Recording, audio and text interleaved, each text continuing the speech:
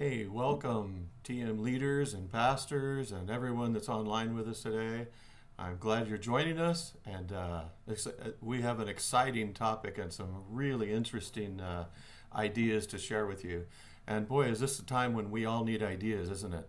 We're looking at our lives and going, boy, does this work? Does that work? We've been through our first post COVID Easter. Last year we did pre COVID, what are we going to do without Easter? And now we're trying to figure out what are we doing with online? How's our digital ministry going? Is it attracting people? Can we disciple people? And we've entitled today's webinar, just to make sure you're in the right classroom at the right place, Digital Church, Front Door Entry, or Digital Ministry. And what does that mean? But we're all kind of looking for answers on how do we do digital church? How do we do on-site church? What's the way to do that? How do we adjust to the changing laws of California? This week we had new adjustments on how we can meet and how many people can show up, and boy, that's been adjusted week by week. And I don't know about you, but my head's spinning thinking about all that we went through in COVID. And even now, how do we reintroduce our churches to doing church again? And what is the new church model? So we'll be discussing a lot of that and hearing ideas from some great speakers today, some people that are actually making some changes in their church. And I'm going to introduce them just briefly. I want to say, first off, thank you for each one of you. David from Experience Church, thank you for being here. Can you just tell us a little bit about yourself and who you are? San Diego Experience Church, lead pastor. Tell us a little bit, David. Absolutely. Hi, everyone. My name is David. I have three kids. I have a wife named Tiffany, a beautiful wife. And about 3 years ago, we started Experience Church. Our desire was to start conversations with people far from God. That was our vision. And we focused on creating spaces for conversations to happen. When COVID hit, actually, it was an opportunity for us to reach a different audience. And it's been an amazing journey. The ups and downs of church planting and the incredible opportunity to create conversations with people from far from God. So David's going to share creating conversations in post-COVID times and what it's done and where they've been, and I think you'll be excited to hear their experience in digital, on-site, and how they're discipling people. So David, thanks for being here. My pleasure. Also, yeah.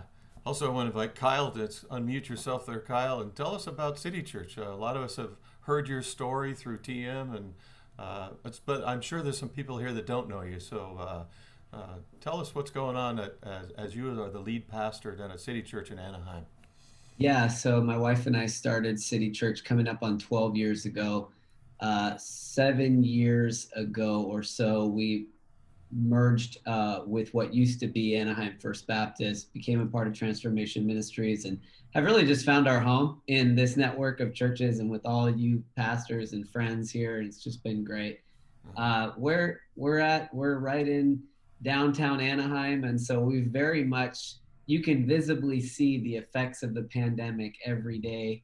You know, you just drive down Harbor, and of course now a new life is starting to come back in the resort district, but it's just been a ghost town, and it's largely been symbolic of what has happened to the world in the last year. You physically see it here. And so we've been blessed through COVID largely, like many of you guys, you know, it's not been easy, but we've gotten through it. And we're not where we want to be, but we're not in, you know, dire straits or anything like that. So things are going pretty well, all things considering. And I love TM, and I'm excited to be here with everyone today. Well, Kyle, thanks for being here with us. I'm looking forward to folks hearing your story and some of your ideas that you're doing with digital church and on-site church. You know, we drive down our area in our city, like you mentioned, and you see something I really like. The restaurants are outside, and if it's nice weather, it's nice to be outside. Now, some of you may be in places where you're going, we don't want the restaurants outside anymore. We want them inside. And with the weather, that may be the case. But guess what? The people in our churches are saying the same exact thing. Do we like outside? Do we like watching church in our pajamas at home? Do we really need to get up and go hear Pastor Kyle and David at the church? Or can we just do it? I mean, there's a lot of rethinking emotion, familiarity, breaking of habits, and a lot of that's going on. And some of you don't know Chuck Varadin. I'm going to introduce you to him and let him introduce himself. I know a few things about Chuck. One is he has a degree in mining and explosives. So if there's anything we need in our TM churches to get rid of, just let Chuck know. And that's for laughter, Chuck. But Chuck's with Hillside Church up in Rancho Cucamonga, and he's in the Central Services area and doing some great things. He's an analytical guy, and we've had some great conversations. Chuck, tell us a little bit about yourself as we begin today. Sure. Thank you so much. Glad to be here. Yeah, I'm not a pastor. My background's in engineering. And then I switched from that to like data analytics and policy analysis, and never really thought about working at a church, but it was one of those things like, hey, you know numbers, and these are numbers. Can you help us, with these numbers? And so like God does what he does. And so I'm really excited to be working at a church, just seeing God's hope transform lives, one story at a time. That's kind of our mission at Hillside. What we love to see. And my personal background, I love foster care. My wife and I are foster parents. We've foster and adopted 3 kiddos. We've adopted 2. And so looking at number 3 possibly as adopted. And we're obviously not from California originally. So came here from Missouri originally, and around Georgia, Virginia Beach. Lived there as an engineer and then moved out here. So, but yeah, just, I feel like I love this idea of just churches getting together and like figuring it out. Like, hey, what are you doing? What's that church doing? And just, I feel like just trying to figure it out, because what I see in COVID from a, analytics, perspective, it's just like, it's accelerated a lot of stuff that was already there. It was kind of happening a little bit. And then it just took what's already happening and just accelerated. And there's some opportunities there and some challenges. So, but I'm excited just to hear what other churches and stuff are doing too, just to learn. I call it the Wikipedia idea, just learning from everybody else's experiences. Hey, maybe we should change our webinar name to Wikipedia, but you're hitting exactly on why we are doing these webinars, and that is, there's opportunities, there's challenges, we can face them. We think we're better together at TM, and as we all put our minds together, we get new ideas. And our hope for you today as the attendees is you get some new ideas within your own church. You explore, you go outside the box, you look at new ways. I was sharing with the guys earlier, one of my favorite places to shop during COVID was Best Buy, because I didn't have to go in the store. I ordered it online, I showed up in my car, they threw it in the trunk. I said, this is better than it used to be. And I'm sure there's some people saying that about church today, and yet some are saying, I liked the old way. So we're going to talk about that and talk about some new ideas. Now, just so you're aware, a couple of things. This is a continuation of a digital series that we started before Easter. We had a session on how to build a hybrid church. And I just want to share with you on the screen just for a moment that there's a class starting next week on how to build the hybrid church, which TM is paying for, and it's free to all of our TM churches. You don't have to memorize all this on the screen, but there'll be 4 topics. How to build the church. Kyle, you and I were talking earlier about what do we do with staff now? Things are changing. What about financial health? Are things going up or down during this time? And what's our future direction? This was designed by the Unstuck Group, who's one of our partners. And there'll be a whole workbook you can download. You can certainly do this all by yourself, but we would encourage you to register. And you might say, well, how would I register for that? Well, let me show you how easy our team has made it for you. You can go to our website, and what comes up on the very front? The Unstuck Group on-site class. If you want to register, you just basically toggle down and register right on our website. So you don't have to remember anything I've said other than go there and register. The course starts next week. I'll show you a little bit more about it after we've talked here today, because I really want to have each one of these gentlemen have enough time to tell their story on what's going on in their churches. How is God moving? For some of you that haven't been with us before, just a quick kind of announcement. Usually when you're in person, you announce where the restrooms are. When you're online, you announce where chat and Q&A and what it does do. At the bottom of your screen, you'll see a chat box. If you want to say anything to any of the speakers, ask a question, that's one place you can do it. Some of you are already sharing notes back with each other and talking about how Mark looks like his head's shinier than last time and some of those good things that we see in these webinars.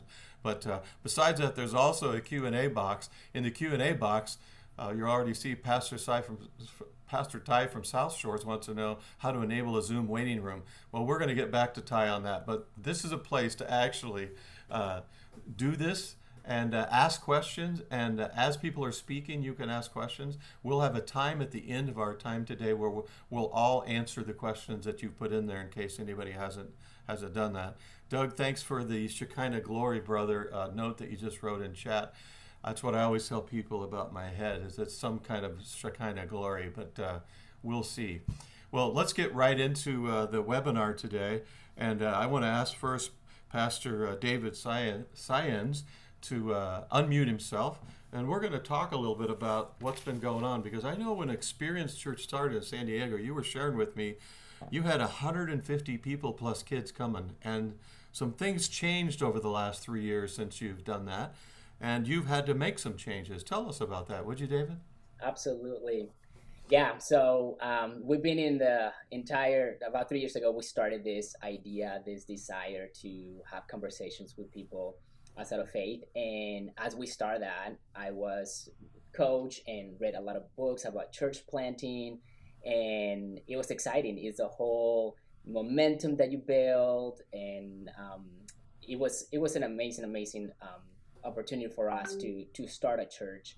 But as we started, I kept looking into who was coming, and what I saw in my personal experience is that I saw a lot of Christians kind of inviting their friends, and I saw, like, I was the new church on the block.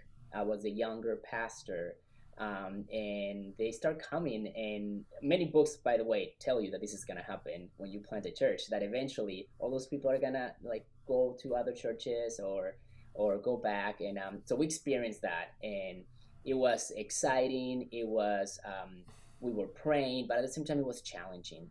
It was very challenging. Relationships, friendships that we thought, hey, we're here for the long term.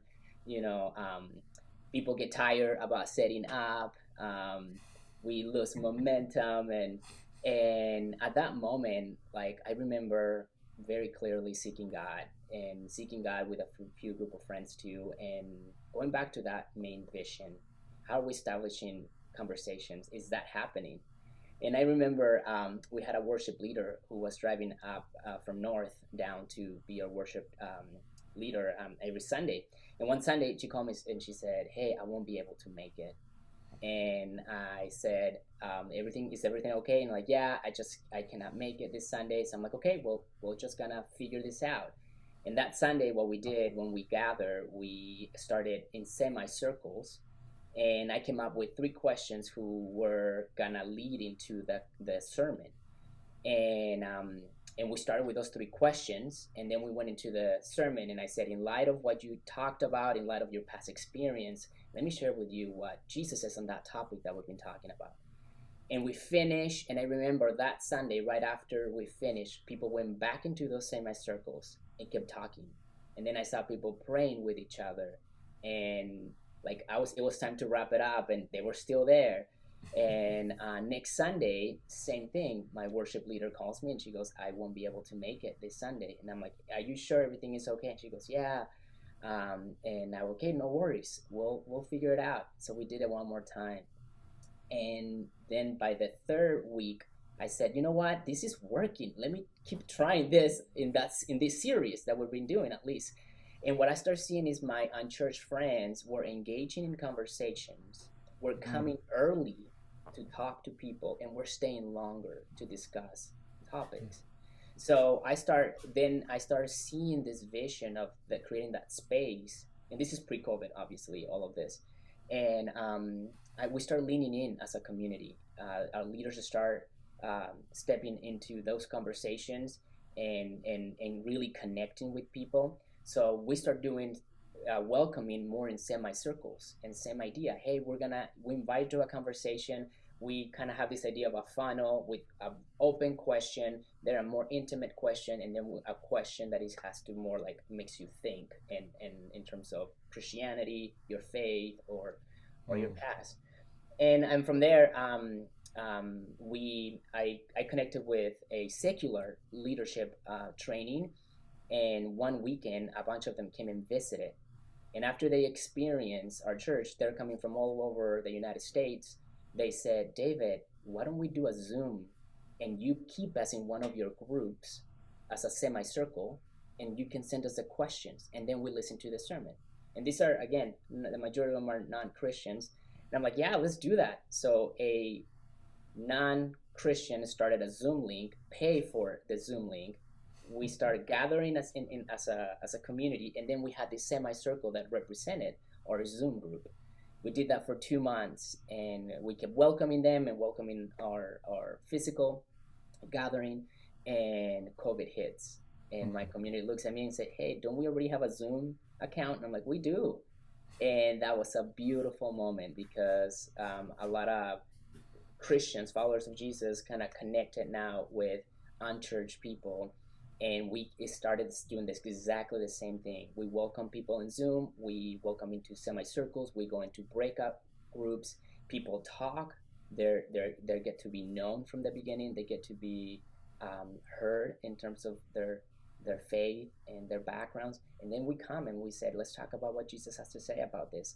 And then Zoom, what we added a questions and response. So at the end, we leave space and say, if something triggered you that I share, if something maybe got moved in your life with a message, or maybe you heard something in the groups that was very helpful, would you share it with us? And people have been extremely open and authentic, and people walking in this journey of faith through online.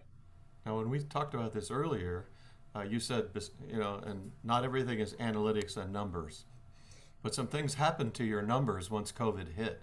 Yes. You started with 150 people 3 years ago, and you were sharing with me those numbers went definitely down. Where are you at today? But there were some benefits to that too, as we talked about. Yeah, today we have about 80 people, but we average, obviously not everybody comes every weekend. We probably average about 40.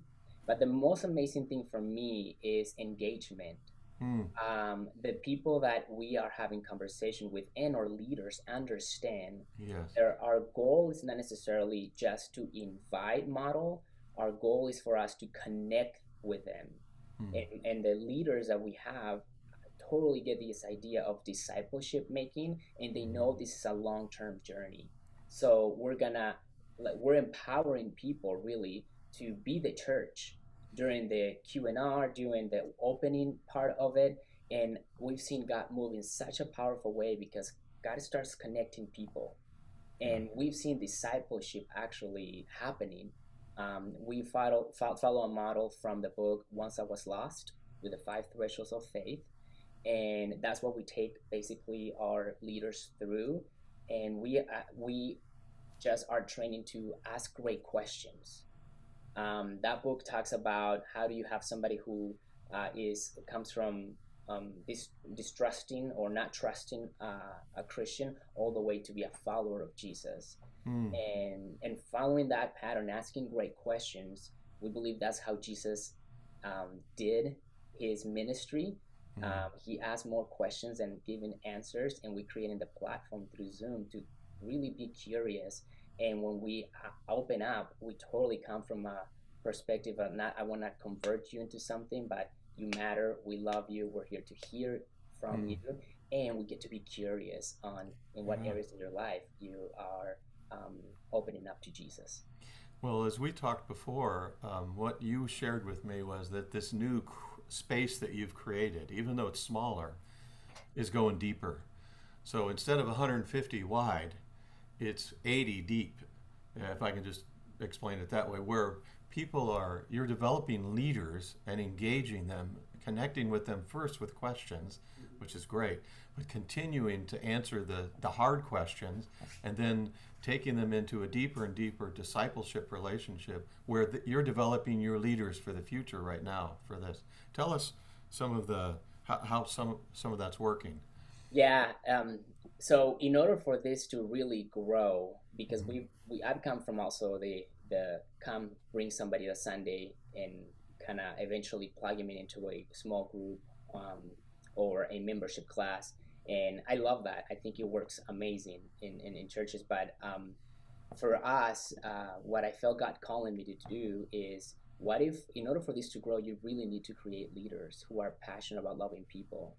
and that they know, if you can throw even the template, Mark, that I share with you, um, that if they know the win of what we're creating every Sunday, and if they're trained, then they will be able to um, spread the message of Jesus in a way that they own it. Not so much that it's somebody else's responsibility, but that as followers of Jesus, that's our calling that we'll have. And they get to be who they get to be, like who they are, who God created them to be, not to be someone else. So if they know the win, for example, is to create groups environments where people experience life, love, and community through conversations about God and about life, then what we train our leaders is to have this idea of what is our posture, what we're here to develop, and what is the knowledge that we want you to have. And I am very intentional in that pattern that we do have, because we want our leaders to um, first of all be humble and teachable and curious, and come from that perspective, because we are every Sunday we are welcoming people that are in all kinds of different coming from all kinds of backgrounds: Hindus, Buddhism, energy healers. Like people are very thirsty, and for us, this platform has been an opportunity. I said it this way to our leaders: when we invite somebody to church, we're gonna we're gonna share with them a message that we're telling them is gonna change your life, and they're in a place where most likely we are the ones being comfortable. The Christian, I'm in a comfortable place. I'm in a place where I feel home. I feel, because I've been doing this my entire life. And what we've seen in Zoom, when they're in their home, we feel that now we can actually have better conversations about faith, because now the topic is only the thing that is uncomfortable. They're not uncomfortable. The topic is uncomfortable, and guess what? It's uncomfortable for all of us, because God is still asking me areas to surrender in, where I struggle with, where I wrestle with. And when we come from that perspective, then they're opening their areas where they struggle in their own faith. And that's the whole disciple making for us, is them understanding what is the role that God has gifted them, how we train them and empower them to be the church, and how we create this place where authenticity, connection happens, and where we are all in this journey where we're surrendering more and more to the person of Jesus. Yeah, I love what you're doing, David, and it's unique in its way of the way that you're loving community and loving authenticity in this creative questioning that is a safe environment. And I heard from you when we spoke that, and what you're saying this morning. I just wrote down a couple of notes that said, here's some of the results that you're seeing. One is you have a culture that's more understood. People get the culture. It's not just I go and sit and I go home and it's one way monologue. It's a two-way dialogue. I connect that way. And two, you told me your leaders were actually stronger in this environment than they were when you had 150 people, which is bigger, but you got deeper leaders now because of the way you're leading and this authentic questioning. And then you told me also this is very challenging and rewarding. I can see how it's challenging because they can ask you some tough questions that you're going, oh yeah, that's right. I knew the answer to that when I was in my MDiv class, but let me go look, or whatever. I've never heard that question before. Yeah. Let's really flesh it out. So, but the reward is, this is such a creative way to do church, where you evoke curiosity, and then you also evoke that there's an influence that everyone has, but God is influencing the whole conversation. Yes. I love those results and what you're doing with discipleship there, David. Yeah, thank you, Mark. Yeah, and for us has been, the beautiful part is creating that space. The challenging part, like you said, is you don't know what's gonna come out of their mouth. Oh yeah. Like literally, some questions are so deep and so really, for us, that's the moment where we trust God. And I've shared with you, Mark, that sometimes as I start, and I call it Q&R, questions and response, not answers. Because I'm like, I don't know if I have the answers, but I'll have the response. Yeah. And what we're trying to train all of our leaders is when people are coming with questions is because something has happened in their lives, and we have to be almost like very Jesus like in the way that he asked questions, because Jesus knew what was underneath that question. A Mm-hmm. lot of the times the questions that they have at the beginning is just the surface. Yeah. What's underneath that, if we come curious and we come open even in our own doubts, in our own questions, we've seen God Yeah. moving in such a beautiful way, encouraging and speaking life into Yeah. Well, people. Yeah.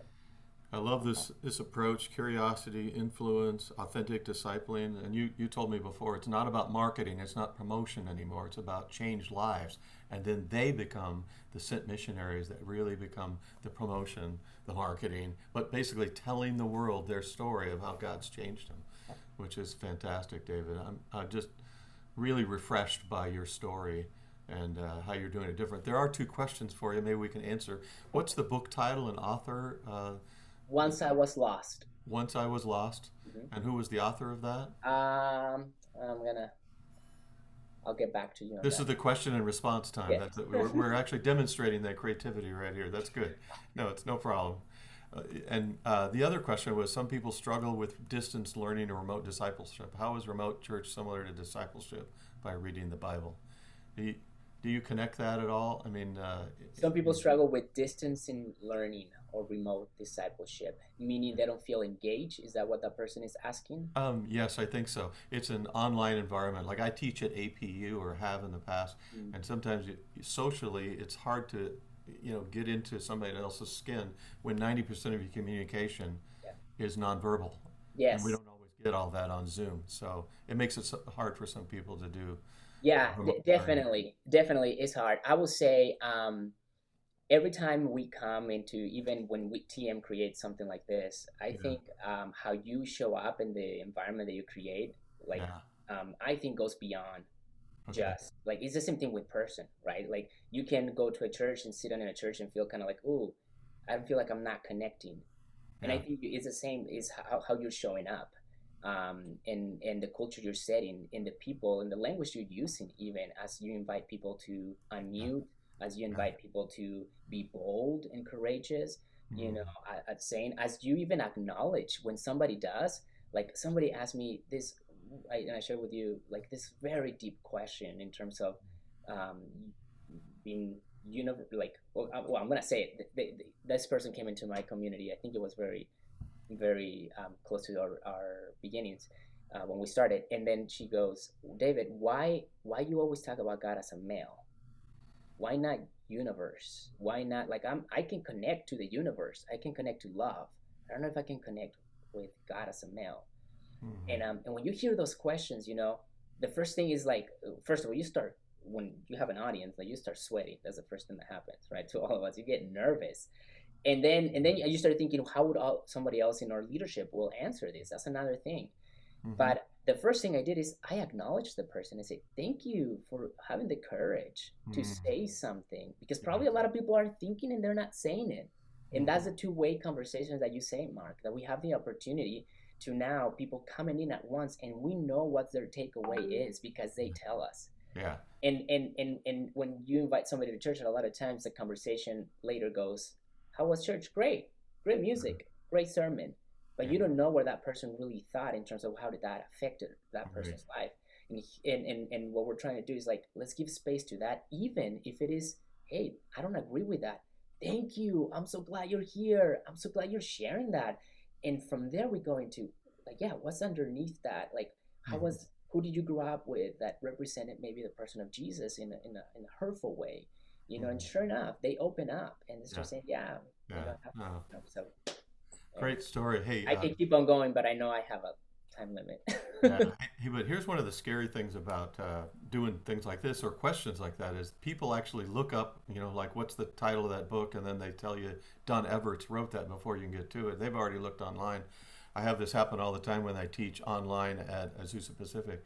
The students are all looking up, is that really the answer? Is that the right? And all kinds of things. But hey, this is helpful. And thank you for sharing with us what an authentic way to do church, to actually answer questions Reminds me a little bit of the way Rick Warren started his church. He went and asked everybody in a survey, what do you want to hear about? Then he started preaching about it. But this is even better. They come with their questions, you answer them on site, and then you take them deeper in each time a session.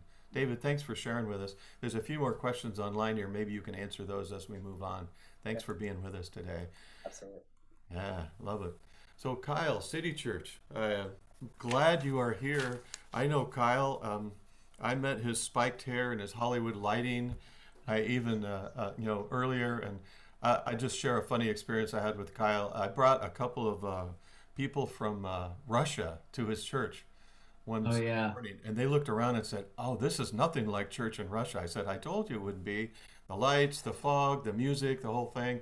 They loved it, and I asked Kyle if we could have a few moments up on the stage just to talk about Russia. He said, "No, we don't do that." Do you remember this conversation, Kyle?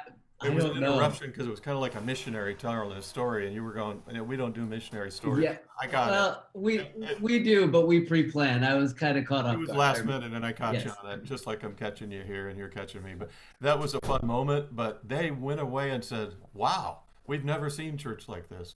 So I know you're technologically proficient in some ways, and I know for me, I feel technologically deficient, even if sometimes I'm a winner at things. But you've been doing some great things at City Church. People have been coming to Jesus ever since you were preaching in the bar, and now you're preaching inside of a church, and you're doing some great work. So tell us how you're reacting to, how are you doing digital and on-site? What are your thoughts? What are you thinking through right now? We talked earlier, you had some confusion in your head a little bit, like, where do we go next? You're just kind of thinking it through, and this webinar is helping you think through it, and that's what we hope for you that are attending here.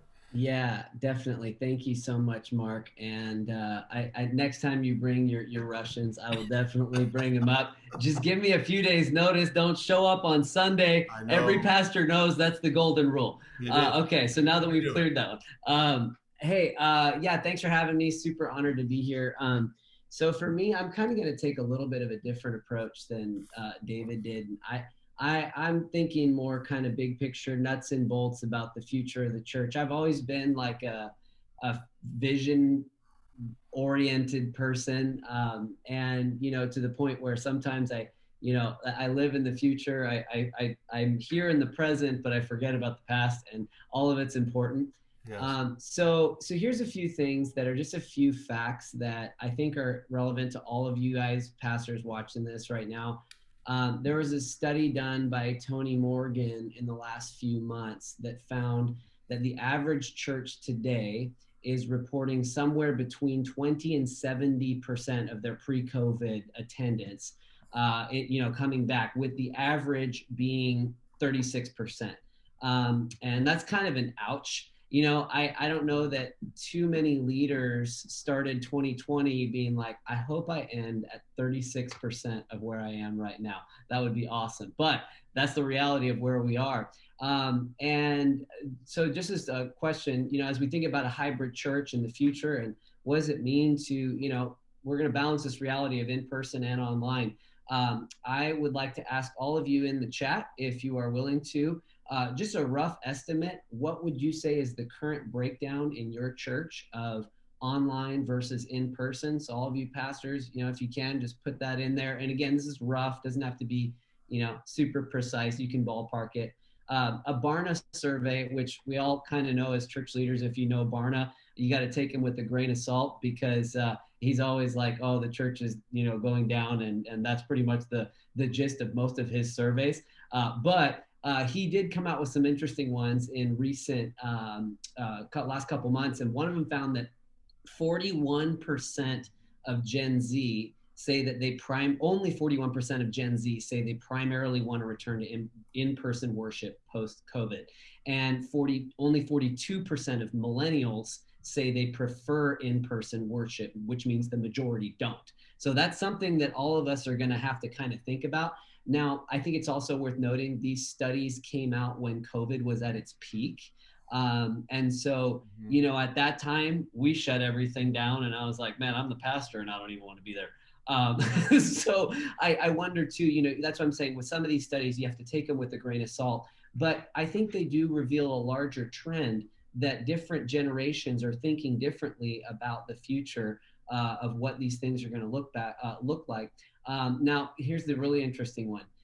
Guess who is the group, statistically speaking, who is driving the desire and the need to return to in-person church? It's baby boomers.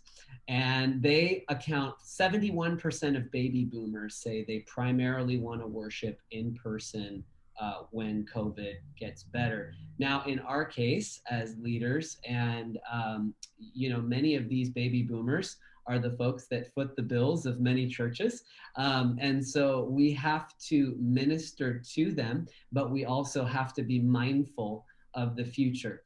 Now, me personally, as it pertains to facts and studies and things like that, I'm not a doom and gloom guy. Like, I'm actually not at all. Like, I'm always a, hey, the future's bright kind of a person. But I love how Dr. Willie always reminds us that facts are our friends.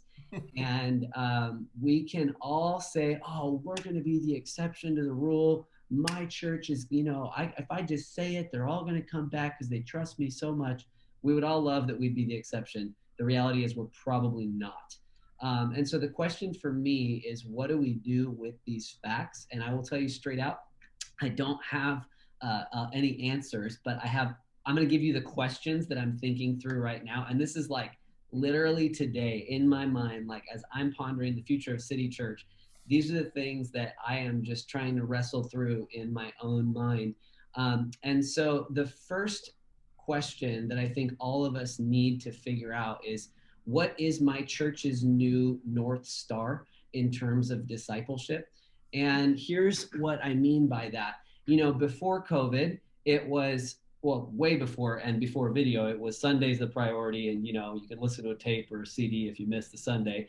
And then for many of us, we wound up pre-COVID adding online. We were already doing video and things like that before. So for us pre-COVID, it was, hey, Sunday's the priority, and your small group is the priority, but video is an option if you're sick or if you're out of town and you want to catch up.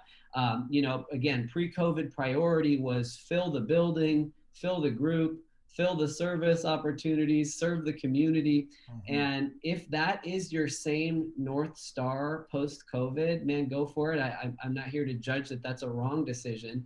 I think that we may not be able to fill buildings in the same way anymore. I know there's exceptions to that rule as well, even currently in some churches, and praise the Lord for that. But I think it's going to be a long time till most churches see that. So most of us are going to probably need to kind of reevaluate what our discipleship North Star is.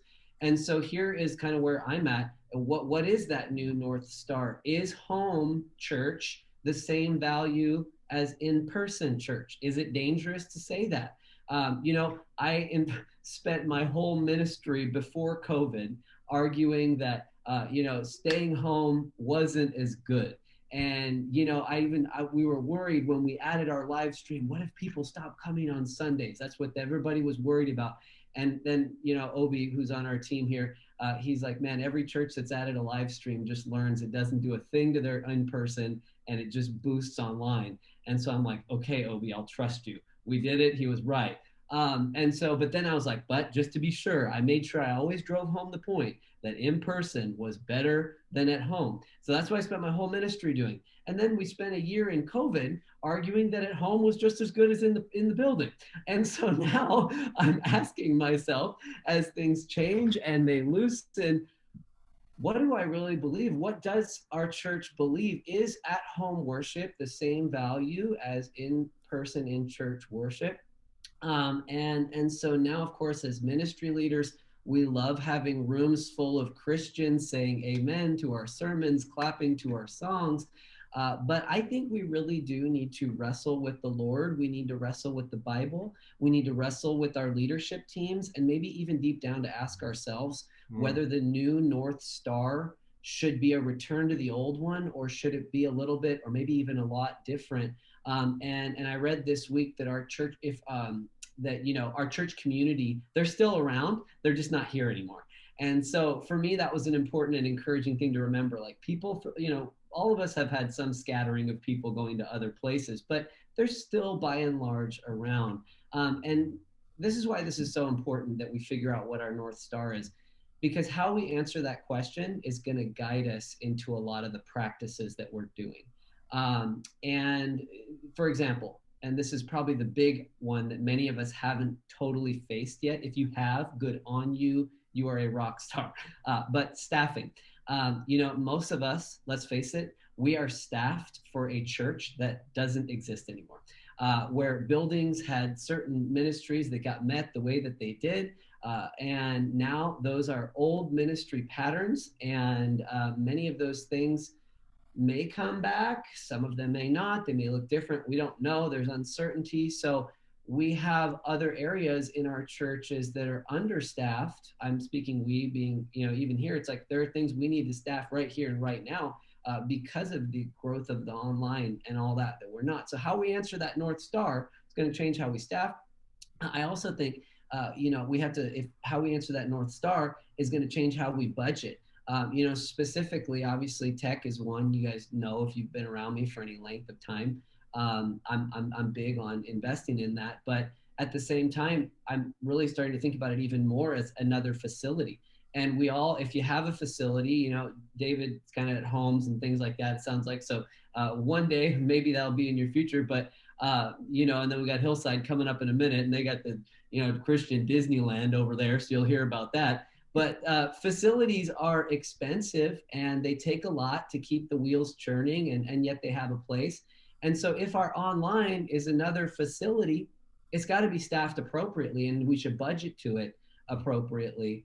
And so how we answer that North Star is going to affect how we think about staffing. It's going to affect how we think about our budgeting. And what we did in 2021 is we just carried over 2020 because we didn't know what was going to happen. Maybe that wasn't the right answer, but 2022, I think it's going to be the year of, okay, what is that? What does this really mean now with the church that we're going to be?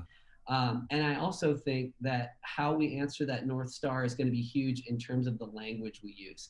And, and what I mean by that is, are we going to do like a big push back to get people to come back? Or are we going to let people decide what priority matters most to them?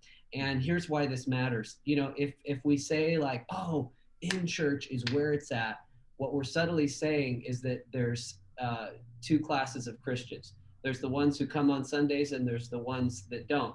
And again, if you are really big on let's push them all to come back, and it's rocking for you, praise God for that. I'm still unsure on how to use the language here, and I'm just being totally raw and real. I saw one pastor not too long ago. He put out a video trying to push his church to come back. And what he said fairly aggressively was, if you've been to the river, you need to go to church. If you're gone on vacation, you need to come back to church. If you're eating at a restaurant, you need to come back to church. And by and large, I agree with his reasoning that, if you're taking a certain amount of risks in other areas, but you're not for God, there's an inconsistency there. And I understand that message. But I'll be honest with you and say that I haven't posted a video like that when I think of the future of City Church. And part of that is because we're still formulating what our new North Star is going to be in terms of online versus in person. And part of that is because I also think people will naturally come back when they feel safe at the appropriate time. And again, the other part of it is I don't want to create a perception that there's two classes of Christians after this. We've already spent a year dividing over so many things. I don't want to fuel that conversation myself. So the big one, and this is going to be, for many of us as we do online church and in-person church, for the most of COVID when we were online, most of us made a pre-recorded video, and then we scheduled that to post on Sunday morning. If you had a Zoom after, in person, whatever, that was a different thing.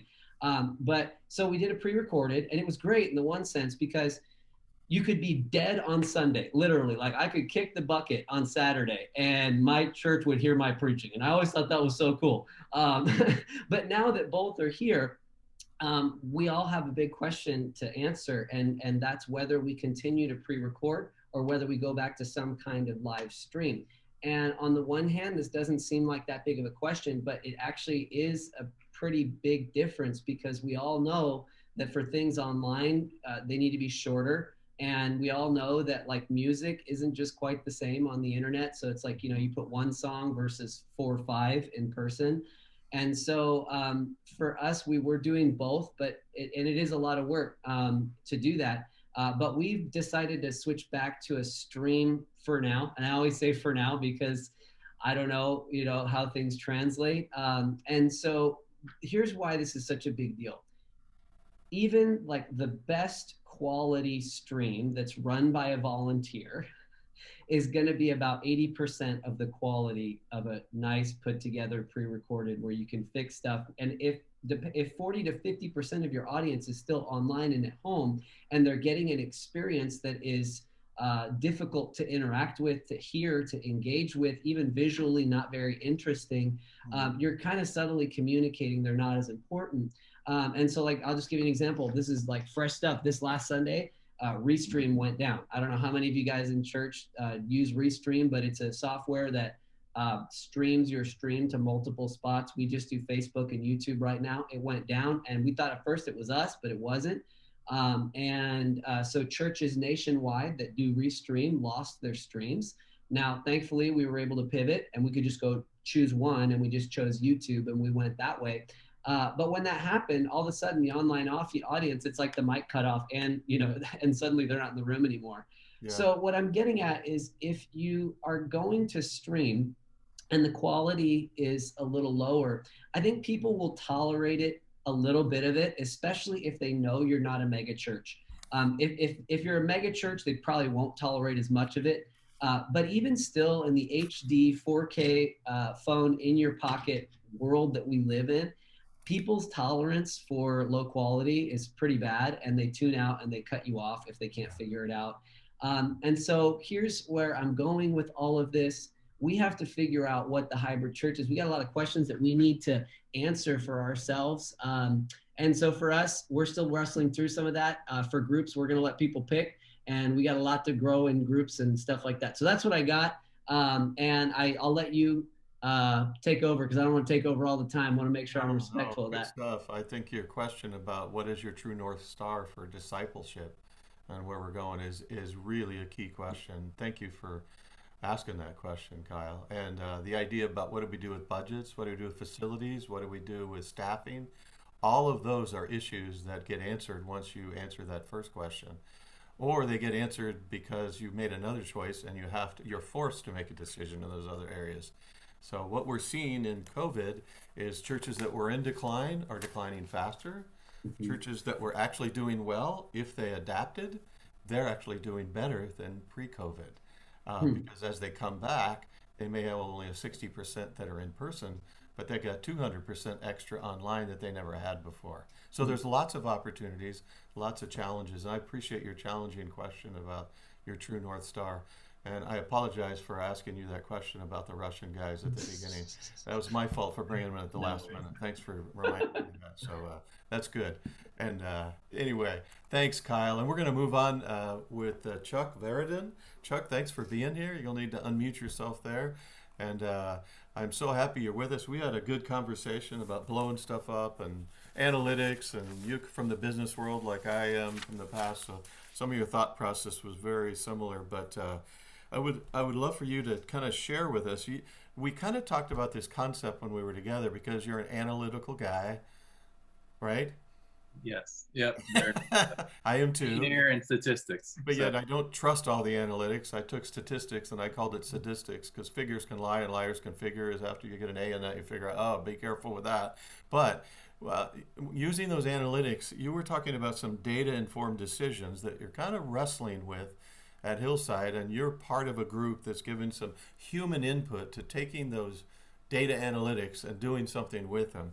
Tell us about that and how that's working, where you are in that process. I know much of what Kyle's and David have already said is we're all experimenting with stuff and looking to what the future can be, should be, could be. And you're in a larger church. How are you kind of looking and planning for the future? Yeah, at Hillside, I feel like we're just in the same boat as David and Kyle, and I just love how they said that. And I feel like just what you said, that experimentation, like that's the future of the how we're going to figure out the answers is just experimenting and sharing insights.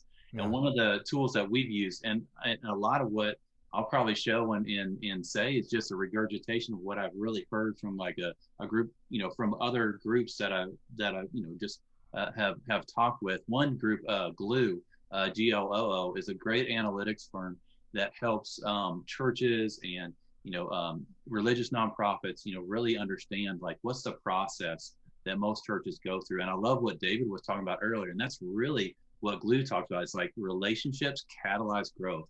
And so how do we do that? How do we do that online? How do we do it in person? And how do we use, how do we understand the online and then use that to, in the church world? How do we start to transform what we're doing? And to Kyle's, point, I feel like we're all trying to figure out, what do we do with the facility? How do we leverage it? How can we use it to help people grow and connect? Yeah.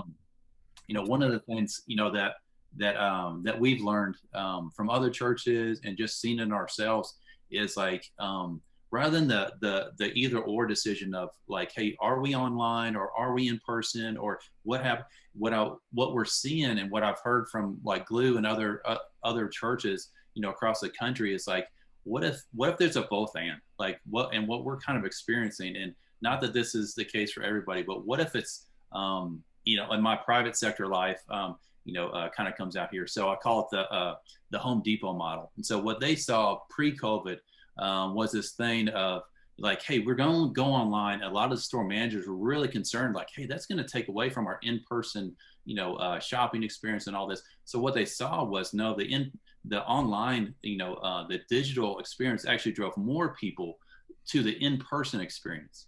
And so, what if that's kind of the case that we might see, rather than, hey, how do we do all of church? How do we do all the processes of a church online? What if there's a few key processes?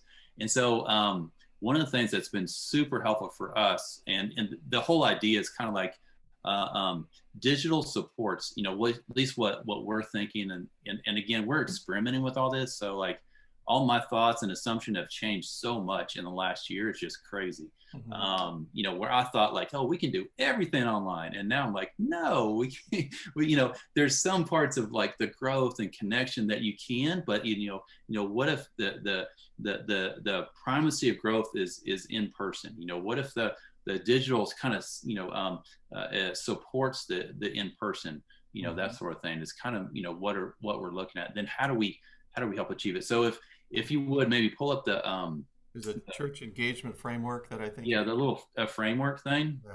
And I'll try to maybe walk us through that a little bit. Yeah, very helpful. And so this is all from Glue. And this is a bunch of research that they've done with Google and really, really, really smart people from Harvard and MIT and all these kinds of crazy smart people came up with these kind of 5 categories of that every church kind of does. And it's not I know it's kind of laid out in a linear process, but just kind of know it's a continuous feedback loop. People can enter the process at any point. And so you see the physical and the digital, the physical on top, the digital on the bottom. And so the attract, get, keep, grow, multiply. This is the 5 processes that a lot of churches, kind of go through. And so this is something that we've started to really utilize, and a lot of verbiage that we use as far as how do we decide on what we want to do, going into the future. Mm-hmm. And so what we've seen, the attract and get. Attract is just do people know that you exist?